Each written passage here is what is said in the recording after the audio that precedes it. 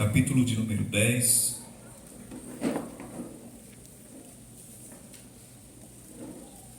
Capítulo de número 10 do Evangelho de Marcos.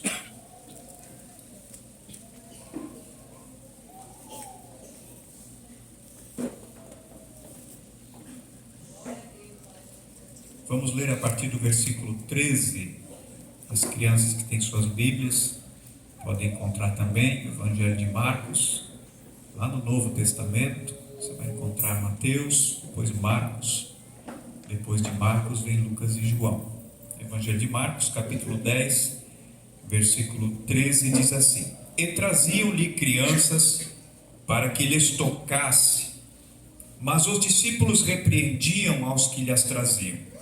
Jesus, porém, vendo isso, indignou-se e disse-lhes: Deixai vir os pequeninos a mim, e não os impeçais, porque dos tais é o reino de Deus. Em verdade vos digo que qualquer que não receber o reino de Deus como uma criança, de maneira nenhuma entrará nele. E tomando-as nos seus braços, e impondo-lhes as mãos, as abençoou. Amém? Quero estar assentados, glorificando ao nome do Senhor, por esta grande oportunidade que Ele nos concede nesta noite, culto com a participação do departamento infantil. E para quem talvez pensou, o pastor está ficando doido, botar as crianças coordenar o culto, no culto de ceia, eu acho que já entendeu o recado, né? Já entendeu o recado, porque o próprio Jesus é que está falando aqui, e das tais é o reino de Deus. Nós estamos vendo Jesus aqui em sua caminhada, em sua jornada, em direção já propositalmente a Jerusalém. Jesus já está terminando o seu ministério e indo em direção às regiões de Jerusalém, e é justamente por isso que muitas coisas vão acontecendo ao longo deste caminho. E quando nós olhamos o capítulo 9 do Evangelho de Marcos, nós vemos Jesus no monte se transfigurando perante os seus discípulos. Nós vemos Jesus curando o jovem lunático. Nós vemos os discípulos perguntando quem seria o maior no reino dos céus. E Jesus vai falar sobre os escândalos, sobre as pessoas que servem a Jesus, mas que o seu testemunho não corresponde à fé que os tais professam. E quando nós entramos no capítulo 10, nós vamos ver a partir do versículo 13, que Jesus, no seu caminhar, no seu atrair as multidões, atraiu para si também não apenas os adultos, não apenas os religiosos, mas atraiu para si também as crianças. E nós podemos entender aqui que essas crianças eram pequeninas, porque eram lhe trazidas pelos pais. As crianças eram trazidas por seus pais até Jesus, e a Bíblia vai dizer que ele as toma em seus braços, as toma em seu colo, impõe-lhes as mãos e as abençoa. É interessante porque a Bíblia contém muitos detalhes, e esses detalhes eles são importantes para nós tomarmos no nosso dia a dia. Eu quero pedir a cooperação do irmão Fabrício e da irmã Cris para trazerem aqui alguém que eu quero apresentar para as crianças nessa noite. É culto de criança, ou melhor, com a participação das crianças, e vocês acharam que o pastor não é pregador de culto infantil. Tem um monte de gente aí que estava ansioso, tio Michel? Tio Michel estava me caçando por todo lado para saber o que eu ia fazer no culto de criança. E eu quero apresentar alguém nessa noite que veio participar do culto infantil também. O irmão Fabrício e a irmã Cris vão trazer aqui.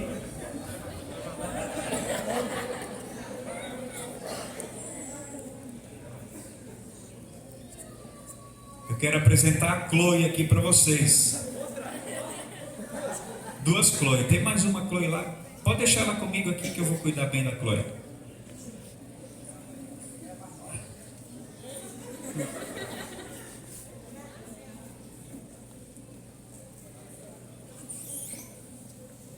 A moda tá pegando, né? Até o pastor Claudionei está com o bebê reborn agora. Mas eu tô com o cabelo em pé aqui, né, meu? Meus irmãos, quando nós olhamos para a Bíblia Sagrada, né, criançada? Nós olhamos para a Bíblia Sagrada e nós vemos verdades imutáveis. Eu tenho aqui nos meus braços a pequena Chloe. Isso aqui é um bebê reborn. Isso aqui é um bebê reborn. E eu acredito que na casa de toda menina que está aqui sentada tem uma boneca, né? Tem uma boneca. Essas bonecas recebem nome, essas bonecas são tratadas com carinho.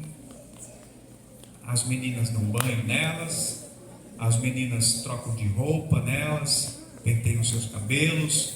Tenham cuidado. O que isso representa? Isso representa, meus irmãos, o cuidado maternal que é desenvolvido na vida de uma menina desde a sua mais tenra idade. Esse cuidado maternal é um reflexo do que ela enxerga na sua mãe. O que ela vê a mãe fazendo, ela vai transmitir para uma boneca. Por que ela transmite para uma boneca? Porque ela ainda não está na idade de ser mãe. Ela ainda não vai poder gerar. Vai chegar um momento na sua vida em que uma boneca será substituída por uma criança. E eu quero repetir isso aqui: a boneca será substituída por uma criança. Não trouxeram bonecas para Jesus impor as mãos.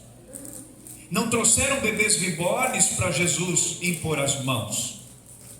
Está acontecendo um devaneio na mente das pessoas. As pessoas estão sendo levadas pela mídia. As pessoas estão tão perdidas nos seus sentimentos que elas se deixam levar por coisas de princípios diabólicos. E eu não tenho medo de falar isso aqui nessa noite, sem medo de errar, irmãos. Por mais que a irmã Cris e o Fabrício trouxeram nessa noite, porque eu solicitei, essa boneca não é tratada dentro da família como uma criança. Jamais eles vão pegar essa boneca em seus braços e considerar que ela tem sentimentos. Jamais vão considerar que ela pode ficar doente e precisa ir para um posto de saúde, para uma UPA, para um hospital, para ser atendida por um profissional. A que ponto está chegando o devaneio da mente do ser humano? A que ponto as pessoas estão substituindo pessoas por objetos? A que ponto, meus irmãos, vai chegar a nossa humanidade? Se Deus olhou do céu e exterminou a geração antediluviana, como Ele está vendo a nossa geração atual? Com tanta informação, com tanto acesso ao conhecimento, parece que cada dia mais a humanidade está deixando de entender das coisas. Primeiro começaram com a adoção de animais. O animal de estimação passou a ser o filho, passou a ser a filha dentro de casa, tratado como tal, com direitos tanto quanto teriam como filho. Nada contra alguém que tem animal de estimação, porque eu próprio tenho. Mas ele está no lugar de animal de estimação. Mas o animal de estimação dá despesa. Animal de estimação tem que pagar pet shop. Para animal de estimação tem que pagar ração. Para animal de estimação tem que pagar veterinário. E não é barato, irmãos.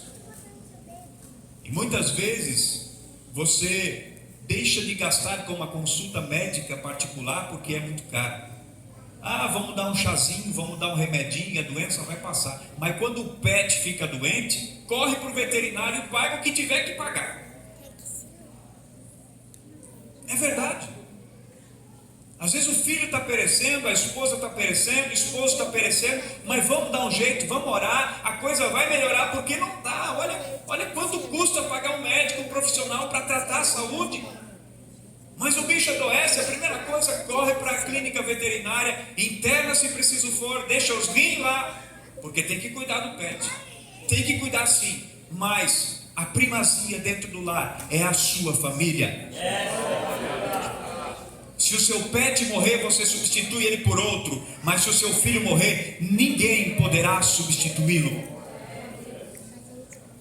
Há um apego emocional, sentimental? Eu sei que há. Mas nada substitui um filho, nem mesmo um reborn, que desenvolveram cada vez mais para se parecer com os seres humanos. Mas o propósito não era esse. Jamais o propósito foi uma boneca substituir uma criança. Está pesando.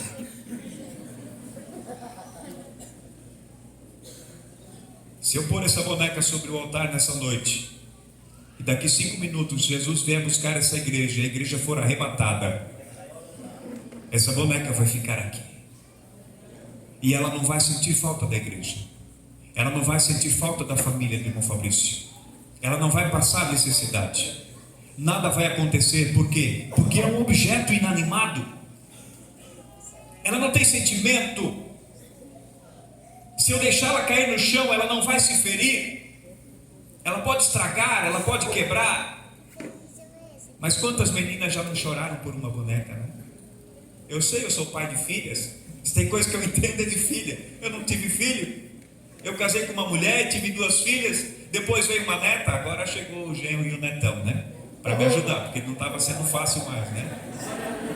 Vieram para me ajudar. Mas eu sei como é dar banho em menina, cuidar de menina, pentear cabelo de menina, fazer chuquinha. Vocês estão registrando tudo, né? Vocês não são fracos.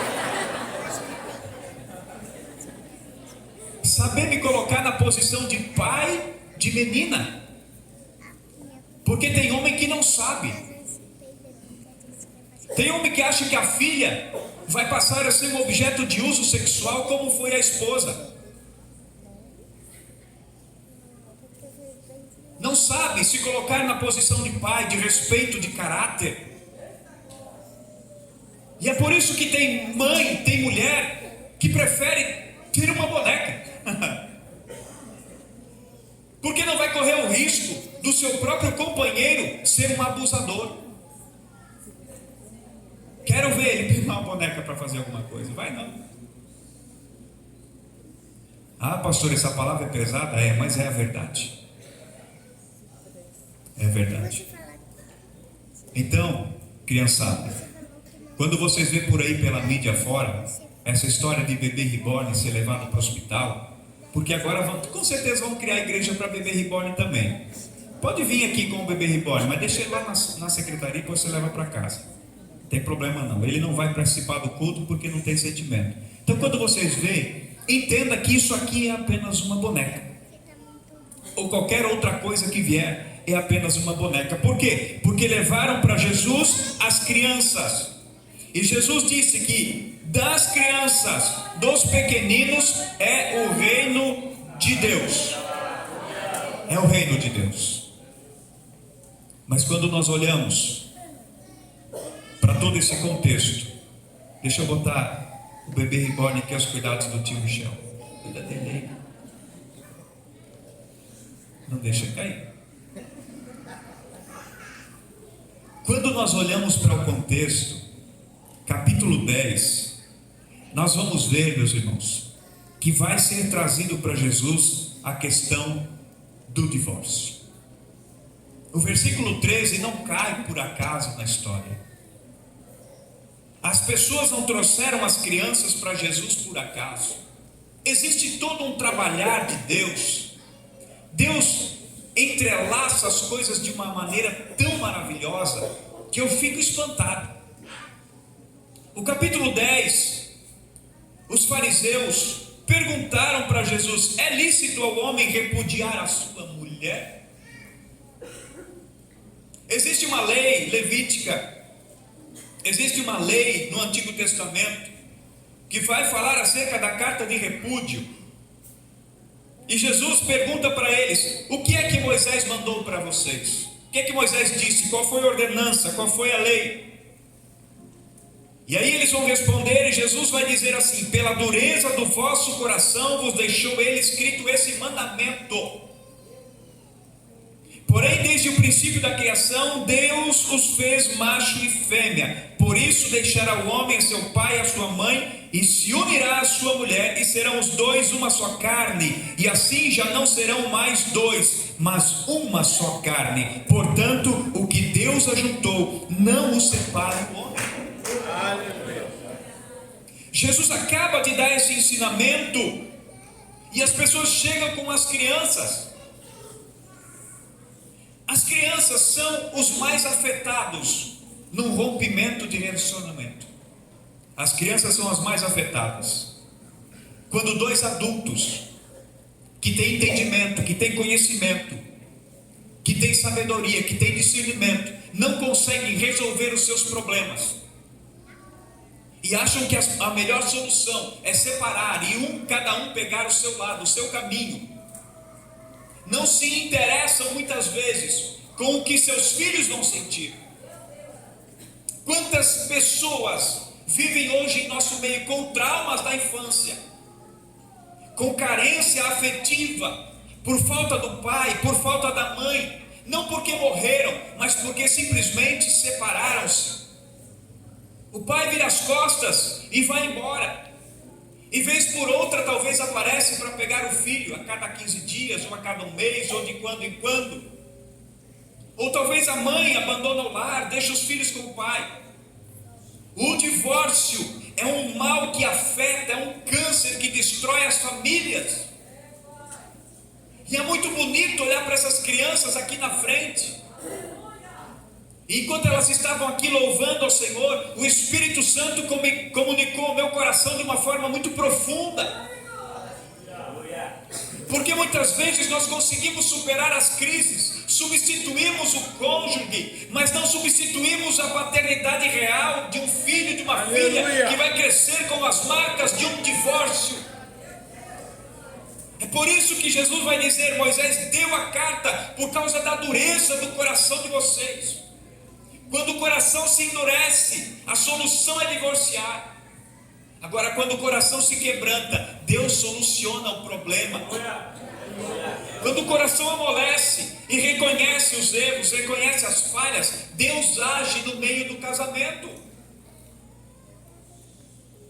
Acontece na sociedade, acontece na igreja, sim, mas nós não somos coniventes com isso. Nós não podemos achar que isso é normal. Mas pastor, tem casamento que parece um inferno, é verdade, mas até no inferno Jesus entra e transforma ele num paraíso. Quando nós deixar de crer que Jesus muda a situação de um relacionamento conjugal, nós estamos descrendo na nossa fé tão genuína e tão verdadeira. O divórcio. Existe uma passagem que diz que Jesus, ele dá o adendo ao divórcio no caso de adultério. Mas o adultério, ele não é o ato em si de uma separação. O adultério é o reflexo de um casamento que já está destruído. O adultério é apenas a imersão de um grande iceberg que já estava acontecendo. Já não havia mais a intimidade, a aliança já estava quebrada. Já não havia mais compromisso, já não havia mais fidelidade. E o diabo vai enlaçando, vai enredando, vai preparando os seus caminhos. E de repente acontece o adultério, por parte de um, por parte de outro. E aí o cônjuge diz assim: agora sim, agora é o fim, agora eu vou separar. Por quê? Porque adulterou.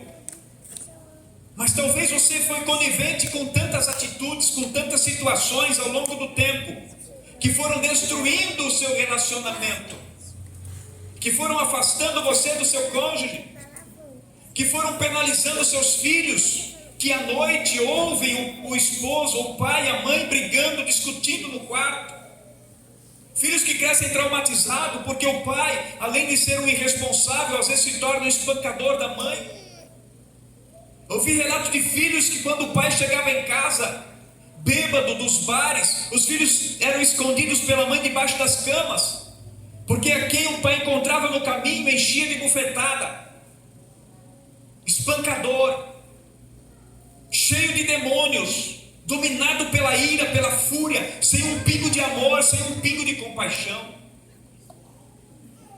Mas Jesus muda o quadro, Jesus muda a situação. As crianças não sabem se defender. Eu olho para eles pequenininhos aqui, os maiorzinhos já dá para dar uns tapas, né? Mas os pequenininhos, irmão, os maiorzinhos não gostaram. Mas é assim, né? Eles já têm um pouco mais de compreensão. Mas os pequenininhos não. Eles fazem tudo na inocência. As crianças são tão inocentes, irmãos. O pai e a mãe podem estar se matando dentro de casa, pode estar se arrebentando dentro de casa. A criança sempre vai demonstrar amor pelos dois. Ela vai sempre abraçar, amar o pai, amar a mãe. Ela não leva em consideração aquilo ali, porque ela não está processando, não está entendendo. Ela está vendo o caos, ela está vendo aquela situação, mas para ela tudo aquilo ali não faz sentido. Então ela chega, abraça o pai, beija. Ela chega, abraça a mãe, beija. Às vezes a mãe está traindo, o pai está traindo, está acontecendo tanta coisa errada dentro do lar, talvez está faltando alimento, talvez tenha um monte de conta atrasada, mas a criança está alheia a tudo isso. Ela é totalmente dependente dos seus pais. E é por isso que Jesus vai dizer: não impeça os pequeninos, deixe eles vir a mim. E ele diz: em verdade eu digo para vocês que qualquer que não recebe o reino de Deus como uma criança, de maneira nenhuma entrará nele. Essa mesma inocência, essa mesma sinceridade da criança precisa existir em mim, precisa existir em você, para receber o reino de Deus com mansidão, com alegria. Ah, mas o irmãozinho lá não me deu a paz do Senhor lá na rua, mas eu encontrei ciclano e não me cumprimentou. Ei, perdoa, releva, desconsidera essa situação. Você não sabe o que ele está passando, você não sabe o que está vivendo, você não sabe o que está no seu coração. É o reino que importa, é o reino que importa. Você precisa receber o reino no seu coração como uma criança. Se eu pegasse aqui uma caixa de bombom e desse uma caixa de bombom para cada criança, elas ficariam felizes, não ficariam? Ih, elas vão dormir, né?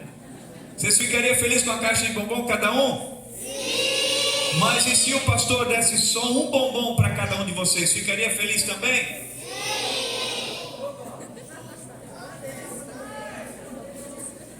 O pastor vai ficar devendo o bombom. Eu não prometi que eu vou dar, eu disse se eu daria, se eu desse. O reino de Deus deve ser recebido assim. Mas às vezes, irmãos, a gente se torna tão exigente que se for só o bombom, eu não quero só o bombom, eu queria que fosse uma caixa de bombom. Às vezes a gente não quer aquelas bênçãos que Deus dá para nós todos os dias, o maná diário, a sua graça, o seu amor, a sua misericórdia. Parece que se não, o céu não mover diante de nós, Deus não está conosco. Tem situação que a gente vive, que a gente quer: Deus, estremeça os montes, abala as estruturas, para eu saber que o Senhor está comigo. E Deus vem como para Elias, numa voz mansa e suave, naquela brisa na caverna. Deus não estava no vento, Deus não estava no terremoto, Deus não estava no fogo, mas quando Elias se acalmou, a voz mansa e suave soprou para falar ao seu coração. Sabe por que Deus muitas vezes não vem na tempestade, não vem no vento, não vem no fogo, não vem no terremoto? É porque no meio de tudo isso a gente fica muito agitado. Deus quer é que nós nos acalmemos, Deus quer que nós relaxemos, para que possamos ouvir o sussurro da sua voz falando conosco. Como uma criança que vai adormecendo nos braços do pai, nos braços da mãe. Como uma criança que se assenta na cadeira da igreja e começa a adormecer tranquila. Como uma criança que não está preocupada com o dia de amanhã. Nós temos que receber o reino de Deus dessa forma. Por quê, meus irmãos? Jesus, quando diz: não impeça as crianças de vir a mim, é por certo que os discípulos, eles não estavam querendo de fato impedir as crianças, mas proteger Jesus. Como é que está aí? Tudo bem? Então tá bom. Ficou com duas agora, né? Os discípulos não estavam querendo impedir as crianças, eles estavam querendo proteger Jesus. Era tanta gente querendo chegar, querendo tocar, querendo ouvir uma palavra, querendo receber oração, né? E se fosse hoje não seria diferente. Pode ter certeza, todo mundo ia querer tocar em Jesus. Se tem ídolos por aí afora que as pessoas se amontoam e eles precisam andar, né, com seus seguranças, quanto mais Jesus. Mas as crianças também queriam ver quem era Jesus. As crianças ouviam falar de tantas bênçãos. E nós temos que entender a cultura judaica. As crianças não tinham muita vez na cultura judaica, principalmente as meninas e as mulheres. Então não era bem assim, agora é a vez das crianças. Não tinha isso. Então quando a multidão começou a se juntar e muita criança começou a aparecer, eles disseram: ei, Jesus precisa também tocar nos nossos filhos. Aí eu vejo, irmãos, a responsabilidade desses pais, o interesse desses pais, que seus filhos conhecessem Jesus. De ver, de conhecer pessoalmente, não só de ouvir falar. Isso nós podemos pegar para a nossa vida hoje. Irmão, o seu filho não pode conhecer Jesus só de ouvir falar. Ajude-o a encontrar, a ter seu encontro verdadeiro com Jesus. Instigue o seu filho a conhecer de fato quem é Jesus. Quando você menos espera, você vai encontrar o seu filho de joelho dobrado orando. Quando você menos espera, você vai encontrar o seu filho lendo a palavra de Deus. Por quê? Porque ele quer verdadeiramente encontrar Jesus. Não é só vir para a igreja com o pai e a mãe. Olha, você precisa levar os seus filhos até Jesus. Por isso que a palavra de Deus nos diz: ensina o menino no caminho que deve andar, e ainda depois de velho não se desviará dele. Ensina, leve os seus filhos até Jesus em oração. Como é que você vai levar os seus filhos até Jesus? Só trazendo ele para a igreja? Não, é em casa, orando por ele, orando com ele, ensinando ele as passagens bíblicas, falando sobre Jesus, contando as bênçãos que Deus faz, falando dos milagres e principalmente tecendo comentários positivos sobre a igreja e sobre o culto. Você quer que o seu filho na adolescência comece a buscar o tráfico? Ou você quer que o seu filho na adolescência busque a Jesus? Então fale bem do local onde ele se relaciona com Jesus. Porque se você tecer comentários ruins sobre a igreja, sobre os crentes, sobre o pastor, sobre os obreiros, sobre a banda, o seu filho vai guardar isso. E quando ele chegar numa determinada idade, ele vai dizer: eu não quero ir para a igreja. Eu não quero ir para essa igreja. Ele só ouviu você falar coisa ruim. Não, mas vamos lá, porque Jesus é bom. Você quer remediar agora, não dá mais tempo. Tem um adágio popular que diz, e eu ouvia desde criança, que o pepino se torce de pequeno, né? É aqui que você começa de fato a colocar a semente do evangelho no coração de um filho e de uma filha. Depois de grande pode ser que aconteça, mas é mais difícil. Começa de pequeno a instruí-lo, a falar de como é bom servir a Jesus, como é bom o seu filho crescer desejando ser um pastor. A mídia está pregando o contrário, está trazendo escândalos e mais escândalos, e poucas pessoas hoje têm o desejo de ser um obreiro na casa do Senhor, de ser um pastor, de ser um pregador. Por causa do escândalo de alguns, muitos outros são também lançados na lata de lixo. Aí se você só reclamar do seu pastor, se você só reclamar da sua pastora, se você só reclamar dos músicos, se você só reclamar dos obreiros, seu filho nunca vai querer ser alguém na casa de Deus. Então você tem que plantar coisas boas no seu coração para colher coisas boas no futuro. É responsabilidade sua, pai e mãe. Não remeta isso para mim, não remeta isso para os obreiros da igreja, não remeta isso para a liderança das crianças, porque o tempo que eles passam com seus filhos é muito pequeno em relação ao tempo que seus filhos passam com vocês. O tempo de qualidade dentro do lar é de fundamental importância. Tenha tempo de qualidade com seu filho. É importante, irmão, você brincar com seu filho. É importante você abraçar o seu filho. É importante você dizer que ama. Não precisa levantar a sua mão, mas quantas pessoas aqui cresceram com uma carência de afeto paternal ou maternal? Quantas crianças? Quantas pessoas? Quantos irmãos? Meu pai nunca disse que me ama. Ele amava talvez, mas nunca falou, nunca expressou. Porque isso é muito típico de nós homens. E algumas gerações passadas, isso era uma coisa inconcebível. O homem abraçar, beijar, dizer que ama, é coisa de frouxo, é coisa de mulher. Não tem nada a ver. Se você não expressar o seu amor para com o seu filho, o mundo vai preparar alguém que vai expressar esse amor que você não expressa. O mundo vai preparar um cabeludo que vai abraçar lá a sua filha e vai levar ela na garupa da motoca.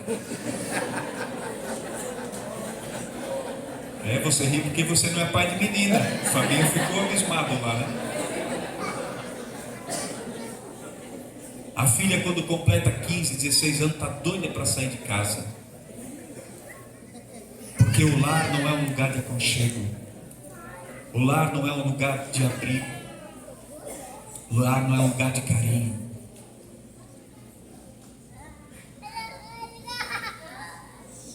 Quando nós falamos de amor, de carinho, de afeto, a gente ri por fora, mas chora por dentro. Porque quando você começa a remeter para os seus sentimentos, para as coisas que estão guardadas, você está rindo por fora, mas por dentro você está dizendo: pastor, eu já superei, mas foi difícil. Talvez você diz: pastor, eu ainda vivo esse trauma. Eu não consigo expressar o carinho com meu filho, com minha filha, porque eu nunca tive. Isso gerou em mim um bloqueio. É a realidade vivida na nossa sociedade. Mas Jesus quebrou esse paradigma. Ele disse: deixa vir as criancinhas, pega ela em seus braços e as abençoa. Como é bom quando eu vejo os obreiros, irmãos, tendo um relacionamento saudável, respeitoso com as crianças. E muitas vezes, irmãos, nos cultos, nos lugares públicos, as crianças precisam ceder o lugar para os mais velhos, para os adultos. Eu não apoio isso. Existe um certo padrão de respeito, sim, mas criança também é gente, não é reborn. Criança também tem sentimento. Elas estão ali com um propósito para ouvir. Deixa as crianças lá nos fundos, leva as crianças para a rua. Eu participei de cultos em igrejas onde não tinha sala, não tinha departamento, não tinha lugar para atender as crianças. A igreja enchia, as crianças iam para fora brincar. Não ficavam aqui para ouvir a palavra de Deus. Por quê? Porque elas chegaram cedo, ocuparam alguns lugares, e aqueles adultos que sabiam o horário do culto chegaram tarde, não tinha mais lugar, agora tinha que tirar as crianças para colocar eles que chegaram atrasados. O que a criança vai pensar? Então eu vou começar a chegar atrasado nos lugares, porque se eu chego cedo eu não tenho lugar, se eu chego atrasado eu tenho lugar. Então está aí a charada. Aí as empresas começam a sofrer, as igrejas começam a sofrer, as escolas começam a sofrer, com um monte de gente chegando atrasado porque não tem responsabilidade. Mas talvez são coisas lá do passado, que são carregadas no seu subconsciente, e depois começam a ter um desvio de caráter, ter um desvio de ação na sociedade. E Jesus disse para eles: deixai vir os pequeninos a mim, e não os impeçais, porque dos tais é o reino de Deus. E eu preguei ontem sobre o reino. Se você não veio, você quase perdeu. Quase perdeu, porque se você quiser ouvir, pode acessar o canal do YouTube lá. Agora tem a tecnologia, vamos usar ela a nosso favor, né? Não está gravado lá no YouTube, você pode assistir, mas não se torne um crente preguiçoso. Eu não vou para a igreja porque depois o pastor vai postar no YouTube e eu vou assistir em casa. Não é a mesma coisa, pode ter certeza. O culto de ontem já passou. Vai ficar a palavra ministrada, mas o culto não vai acontecer na sua casa. Mas está lá. Se você quiser ouvir sobre o reino de Deus na oração do Pai Nosso, acesse lá o canal do YouTube. E eu deixei um spoiler, para a noite de hoje, porque aqui também fala de reino. E esse versículo eu não citei ontem, justamente porque eu citaria hoje. Jesus disse: das crianças é o reino de Deus. E aí eu quero entrar para encerrar a minha mensagem. Reino de Deus. De tudo que eu ministrei ontem sobre reino, Jesus está aqui a caminho de Jerusalém. E quando ele chega em Jerusalém, pela primeira vez ele entra montado em um jumentinho, por causa da profecia que dizia: ó Jerusalém, o teu rei, eis que o teu rei vem, humilde, montado em um jumentinho, filho de jumenta, animal de carga. E o povo clamava dizendo: Hosana, Hosana ao Senhor, bendito que vem em nome do Senhor, Hosana nas alturas. Jogavam palmas, jogavam suas roupas, seus mantos, preparando um caminho para o Senhor entrar montado em humilde, em um jumentinho em Jerusalém, como o rei dos judeus. Mas Jesus não tinha uma coroa. Jesus desenvolve o seu ministério, encerra o seu ministério em Jerusalém. Jesus é traído na noite da ceia. Jesus vai para o Getsemane. Jesus é preso, é julgado. E aí nós podemos observar no Evangelho de Mateus, capítulo 27, versículo 29, quando ele está sendo julgado perante Pilatos, e é dada a sentença: Barrabás é solto e Jesus é condenado. Os soldados do governador conduziram Jesus para a audiência e reuniram junto dele toda a corte. Despiram ele, cobriram ele com uma capa escarlate. E no versículo 29 diz: e tecendo uma coroa de espinhos, puseram-lhe na cabeça. Os soldados olharam, porque a culpa maior de Jesus contra os judeus, os fariseus principalmente, é que ele se intitulava o Filho de Deus. E para os romanos a sua culpa maior é porque ele dizia: eu sou o rei dos judeus. Roma não queria perder o trono. Mas quando Jesus ele é julgado e é condenado, os soldados decidem então fabricar-lhe uma coroa, porque não existe rei sem uma coroa. E eu gostaria que a mídia soltasse um videozinho bem rápido. Eu quero ser didático hoje, porque cuido das crianças para elas não dormir. Se os obreiros quiserem descer ali para ver, esse vídeo eu gravei em Jerusalém, de uma planta que tem lá. Pode ser uma das plantas utilizadas para tecer a coroa.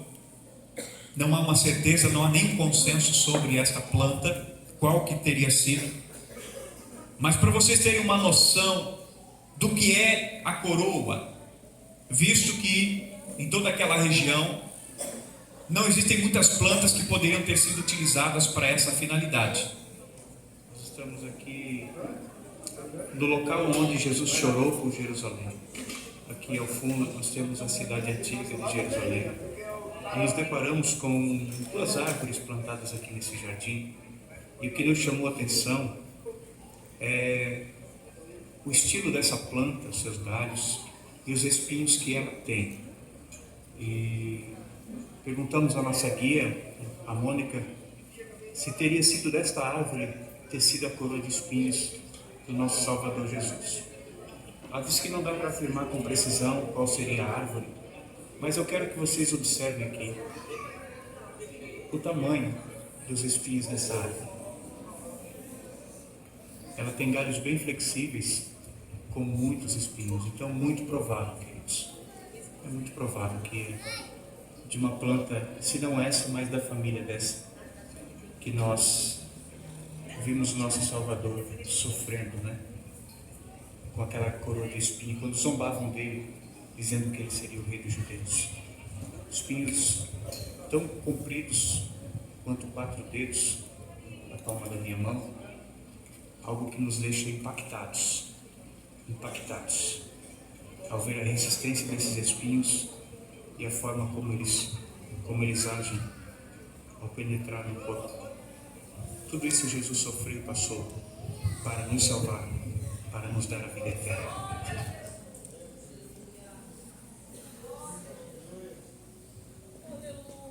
Todo rei precisa de uma coroa. E na cabeça de Jesus não seria diferente. A Bíblia diz que das crianças, dos pequeninos, dos tais, é o reino de Deus. Mas os soldados romanos identificaram que esse rei não tinha nenhuma coroa. E como forma de escárnio, como forma de zombaria, eles teceram uma coroa de espinhos. E essa coroa não era para pendurar como lembrança no quarto ou no túmulo de Jesus. Essa coroa ela teria que ser colocada sobre a cabeça de Jesus. E ao colocar essa coroa de espinhos sobre a cabeça de Jesus, esses espinhos feriram seu couro cabeludo.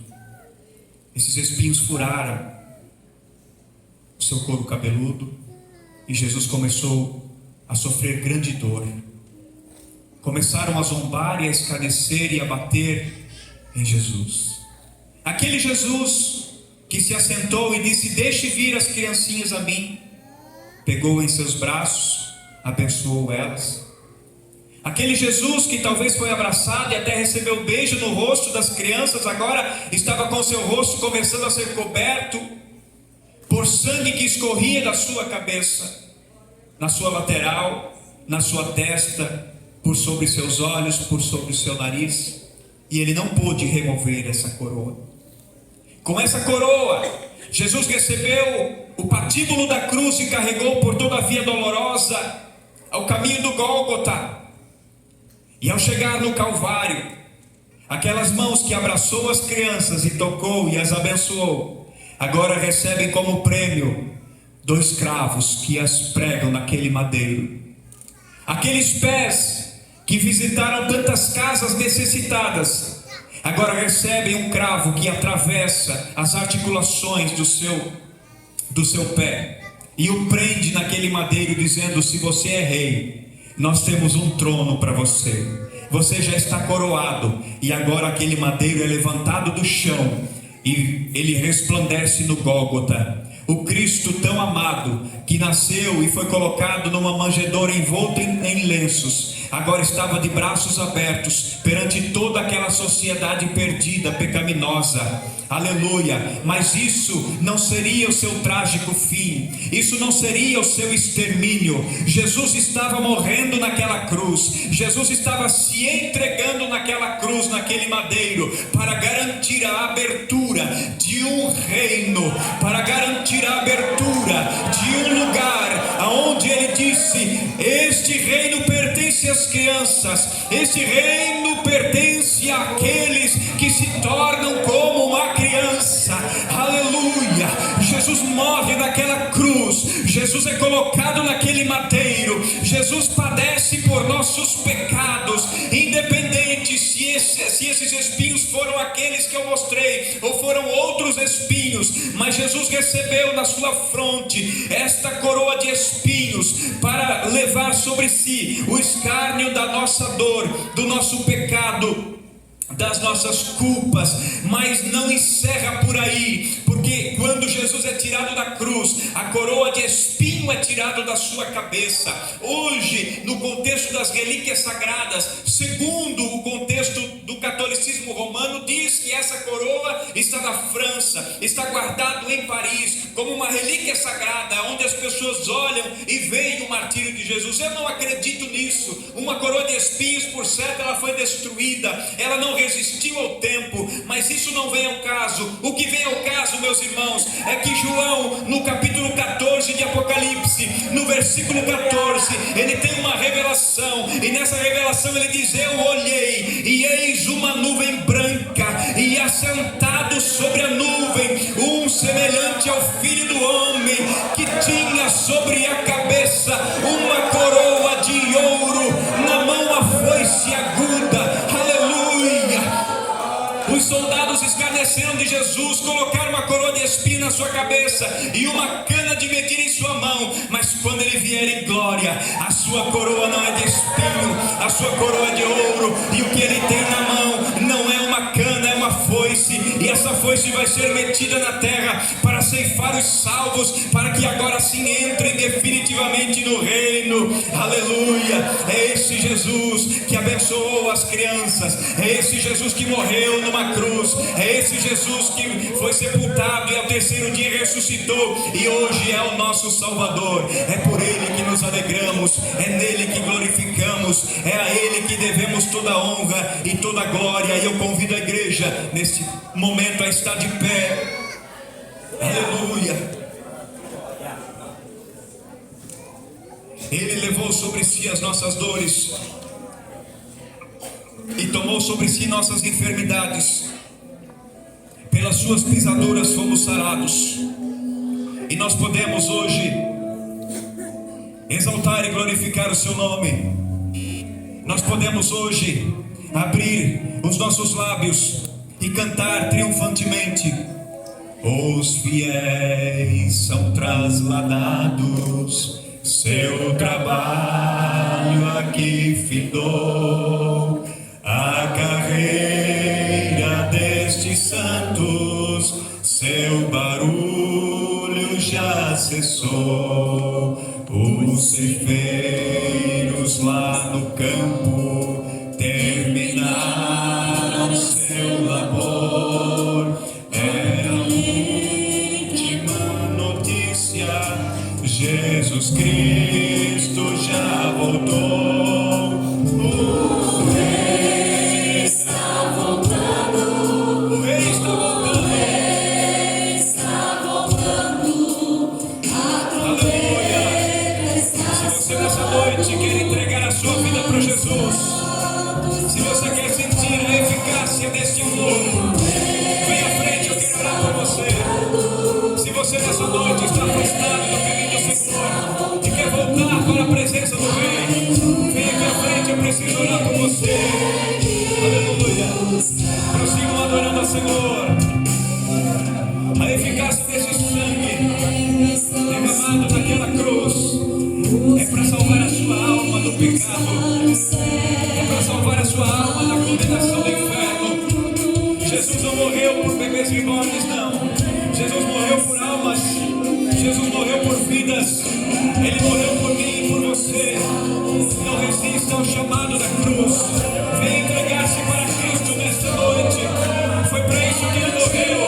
Foi para isso que Ele ressuscitou. Nós temos aqui à frente uma alma. Se alguém puder abraçá-la, se tiver mais alguém, deixe o Espírito Santo trabalhar na sua vida.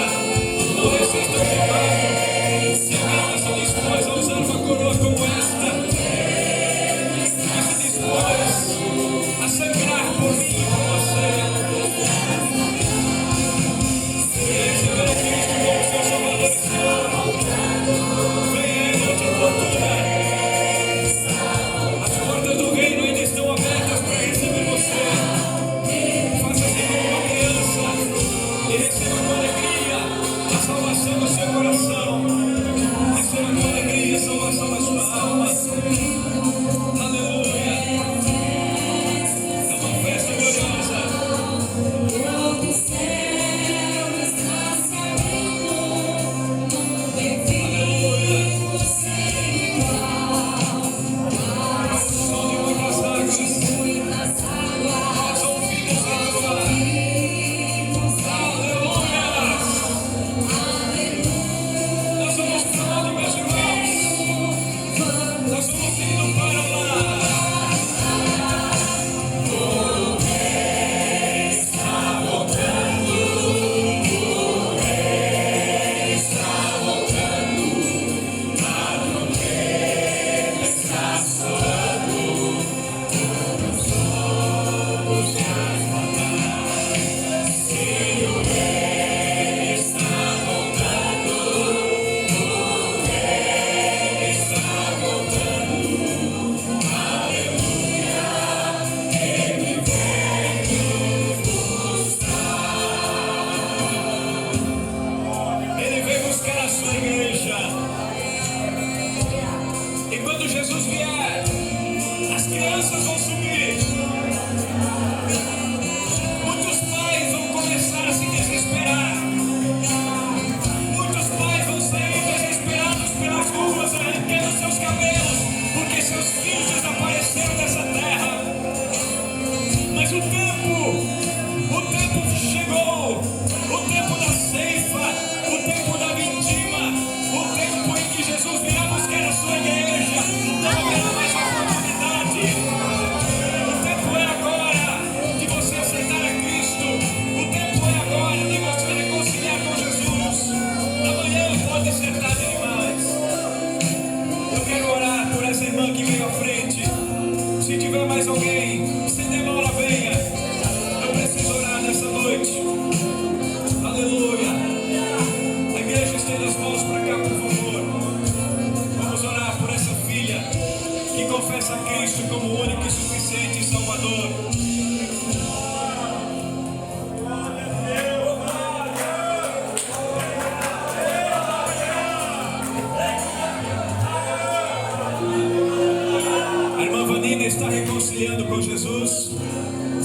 está aceitando? Como é que é o seu nome? O irmão Edson está aceitando a Jesus nessa noite? Você entende que essa morte de Jesus foi pela sua alma? Você entende que Jesus foi para a cruz porque Ele te ama? Você entende que esse amor é incondicional? Melhor do que amor de mãe, melhor do que amor de pai. Esse é o amor de Jesus pela sua vida, Edson. Vamos orar, igreja? Pai, neste momento eu oro a Ti. Está aqui perante o Teu altar este jovem, o Edson. E eu oro porque ele confessa Cristo como seu único e suficiente Salvador. Recebe ele em Tua presença, Senhor, perdoa seus pecados. Ajuda ele a caminhar contigo, Pai. Fortalece a sua alma. Sara, Senhor, a sua alma de todos os traumas, de todos os problemas que ele viveu no passado. E que hoje, Senhor, ele passa a ser uma nova criatura, nascendo de novo em Cristo. Ajuda-o a caminhar contigo para que o Teu nome seja glorificado. Sobre a vida da Tua filha, irmã Vanina, que nessa noite o Senhor a trouxe a este lugar com propósito. Ela reconhece que precisa voltar à Tua presença e ela confessa, Senhor, o seu arrependimento. Escreve também o seu nome no livro da vida, perdoa os seus pecados e ajuda ela a caminhar contigo para que o Teu nome seja glorificado. É a nossa oração, em nome de Jesus. Amém e graças a Deus.